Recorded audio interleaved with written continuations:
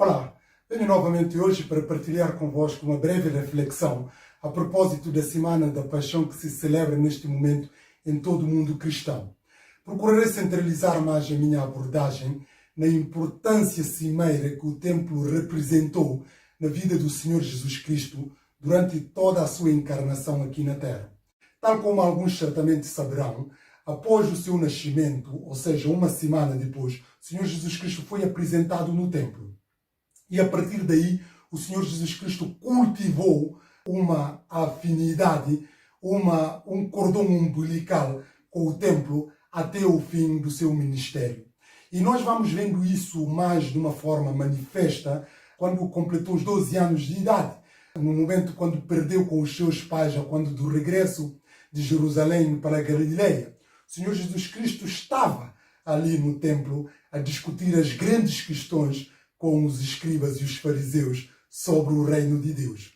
Os seus pais não compreenderam, o facto do Senhor Jesus Cristo estar ali porque tinham desencontrado com ele no regresso. Mas o Senhor Jesus Cristo usou uma expressão muito categórica, a dizer: por que estavais a me procurar? Não sabeis que eu deveria estar na casa do meu Pai? Ou seja, Jesus aqui demonstra desde logo o zelo para com as coisas sagradas, para com a casa de Deus, para com o Evangelho. E isto vai tornar ainda muito mais acentuado quando ele se apresentou aos 30 anos. Jesus Cristo deu-se a conhecer na sinagoga e depois também no templo. Mas nós vamos vendo essa ligação, ou seja, o Senhor Jesus Cristo estava permanentemente no templo e também nas sinagogas. Naturalmente que passou mais tempo do seu ministério nas regiões da Galileia, mas sempre que podia o Senhor Jesus Cristo estava no templo e procurava ensinar no templo, demonstrando todo o conselho de Deus. Mas que vai se desdobrando também, como eu disse, nas sinagogas. Apesar de tudo isto, apesar das situações adversas que o Senhor Jesus Cristo viveu, tanto na sinagoga como no templo, ele nunca, deixou de estar nestes dois lugares. Aliás, o Senhor Jesus Cristo confrontou várias situações de oposições, de conspiração, de tramóia, de contrariedades, para, demovê-lo no seu intento de estar nas sinagogas e também no templo. Mas mesmo assim, o Senhor Jesus Cristo sempre esteve lá, porque soube dissociar aquilo que é a sua afinidade nas sinagogas e também no templo com Deus e daquilo que eventualmente é a leitura dos escribas e das autoridades judaicas, etc, etc. E nós vemos esta realidade no Senhor Jesus Cristo, o zelo, aliás, este mesmo zelo para a casa de Deus, que fez com que, ao quando da sua entrada triunfal em Jerusalém, ele procurou, logo o templo. Mas quando o Senhor Jesus Cristo chegou ao templo, ele não ficou contente com o culto que o templo estava a ser votado perante as autoridades judaicas. Ou seja, o templo transformou-se num sítio de locupletação, num sítio de lucro, num sítio de vendilhões do templo que profanavam o templo, transformando-o em sítio de ladrões. E o Senhor Jesus Cristo não ficou indiferente a essa profanação, razão pela qual teve que purificar o templo, teve que expulsar esses cambistas, estes vendilhões, e depois demonstrar qual era o ideal, qual era a postura que se poderia esperar do templo. A minha casa, diz o Senhor Jesus Cristo, é a casa de adoração, mas vós os transformais no covis dos ladrões. O Senhor Jesus Cristo purificou ali o templo. Mas depois dessa purificação, o Senhor Jesus Cristo curou os enfermos, aqueles que estavam adoentados, aqueles que estavam a precisar da sua ajuda, do seu amor e da sua atenção. Ele fez ali milagres. Por isso aqui tem-se debatido muito essa postura do Senhor Jesus Cristo, a sua ligação com o templo, o seu zelo para com aquilo que são o reino de Deus. E tem-se, feito várias teorias. Alguns defendiam que Jesus Cristo encarnava uma perspectiva zelota, que procurava, nesta lógica, impor o reino de Deus, mesmo que seja necessário empreender a força e a violência. Outros, entendiam davam outras leituras no sentido que Jesus Cristo, enfim, não empreendia a violência, mas sim não passava de um revolucionário que queria, enfim, contornar todo o sistema religioso que estava naquela altura.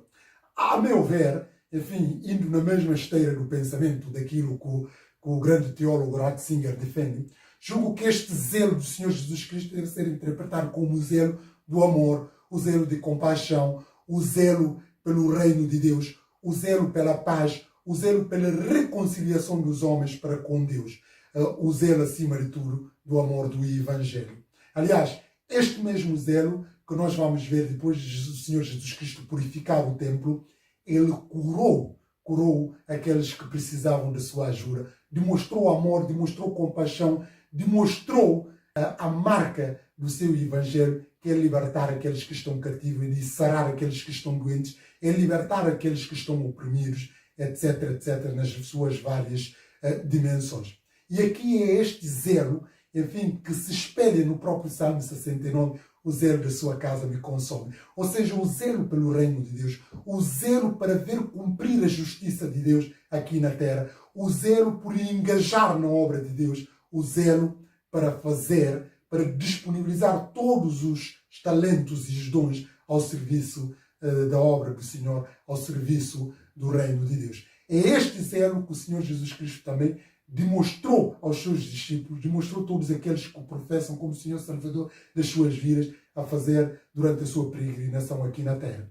Mas nós vemos, apesar dessa situação da purificação, apesar deste zelo do Senhor Jesus Cristo para com o templo, apesar de toda a entrega que o Senhor Jesus Cristo fez em relação ao templo, purificando-o de sacrilégio dos vendilhões do templo, o Senhor Jesus Cristo acabou por retirar deste templo, acabou por sair deste templo, porque este templo já não servia aquilo que se esperava dele. Por isso aqui nós podemos dizer Icabod, a glória do Senhor foi-se daquele templo, porque o próprio Senhor Jesus disse, pois vos garanto que não me voltarei a ver mais até no dia que digais bendito que venha em nome do Senhor. Ou seja, o Senhor Jesus Cristo estava a inaugurar uma nova forma de relação entre os humanos e Deus. Por isso o Senhor Jesus Cristo saiu do templo. Esta saída não era uma saída qualquer, porque o Senhor Jesus Cristo sai para nunca mais voltar a entrar neste templo. Por isso logo nos primeiros versículos, capítulo 24, ele diz, estão a ver, disse aos seus discípulos, estão a ver toda esta grandiosidade, isto é o templo, proferiu sentença contra este templo. Diz, não ficará pedra sobre pedra, ficará tudo derribado. E assim foi nos anos 70 da nossa era. O templo foi, enfim, derribado. A cidade de Jerusalém foi capturada e nunca mais houve o templo até os nossos dias e jamais voltará a haver. Ou seja, a glória do Senhor saiu do templo. E tal como o próprio Senhor Jesus Cristo disse, a vossa casa ficará deserta. Diferentemente que o Senhor Jesus Cristo, durante todo o percurso cristão, que considerava aquele templo como sendo a casa de Deus, onde ele tinha prazer de estar, prazer de ensinar, prazer de curar, prazer de transmitir todo o conselho de Deus. É o mesmo Senhor Jesus Cristo diz, agora já não é casa de Deus, agora já não é a minha casa, mas sim a vossa casa. E esta casa ficará deserta. Ora, o lugar onde não está Deus, não está o Senhor Jesus Cristo. Esse lugar já não serve, senão para ser, enfim, destruída. E isto que o Senhor Jesus Cristo demonstrou e concretizou-se nos anos 70.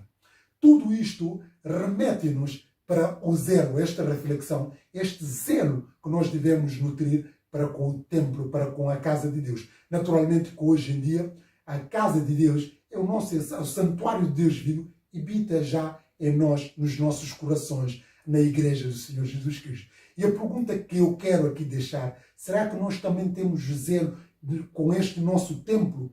Inclusive, numa perspectiva mais lato sensu, da igreja do Senhor Jesus. Como é que tem sido o nosso engajamento na obra de Deus para com a igreja do Senhor Jesus Cristo?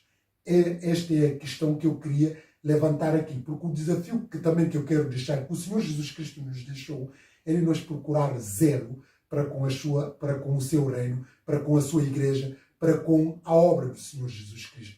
E esse zelo de Jesus Cristo passou durante toda a sua vida, não obstante tremendas adversidades, tremendas oposições, tremendas contradições e contrariedades que teve que suportar perante as autoridades judaicas, perante os escribas, os fariseus. Mesmo assim, o Senhor Jesus Cristo colocava à disposição, colocava inteiramente ao serviço do reino de Deus.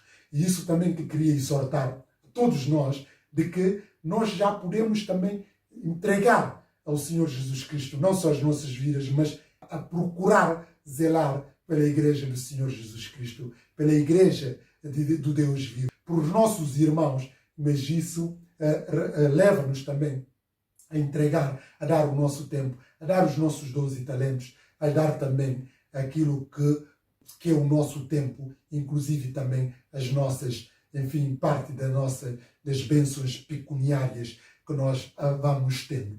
Em suma, sem mais delonga, é de mostrar este zelo que deve também ser a marca dos cristãos de procurar zelar pelo reino de Deus. Aliás, como diz a palavra de Deus, buscai o reino de Deus e a sua justiça. E todas essas coisas e demais, acreditamos pela fé, vos serão acrescentadas. Mas a prioridade deve passar, acima de tudo, por o reino de Deus e a sua justiça. Neste caso, a igreja de Deus, através do nosso compromisso com ela, através da nossa predisposição para servi-la e através da nossa entrega total. Só assim também que todas as outras legítimas aspirações que vamos tendo, Deus vai nos acrescentando isso como sendo bênção. Que Deus nos abençoe, que Deus nos ajude a ter também o zelo pela obra de Deus, o zelo pelo reino de Deus, o zelo pelo Evangelho, o zelo para fazer conhecer a boa nova da salvação do Senhor Jesus Cristo, o zelo para lutar pela justiça, para fazer com que a justiça seja feita. Mas para isso requer de nós a santificação, requer de nós o compromisso, requer de nós a entrega, requer de nós a transformação do Espírito Santo. Só assim estaremos em condições eficazes de poder fazer face a todas essas contradições, todos esses obstáculos que vão surgindo tanto de fora como de dentro. Porque nós sabemos também que a igreja continua a ser um sítio onde o diabo instrumentaliza muita gente, põe lá gente que estão ao seu serviço e às vezes também tenta confundir aqueles, inclusive, que são eleitos filhos de Deus, para baralhar, para obstaculizar a obra de Deus. Mas nós somos chamados para ter discernimento apurado, para fazer face a esta luta com a ajuda do Espírito Santo. Só assim que nós vamos vencer. Aliás, já somos vitoriosos por aquele que nos amou, porque já deixou a promessa. Por isso, este é o desafio também da nossa santificação, da nossa entrega, da nossa transformação, mas acima de tudo, da nossa rendição incondicional à mensagem, ao Evangelho do Senhor Jesus Cristo. Que assim seja e assim sempre será pela fé.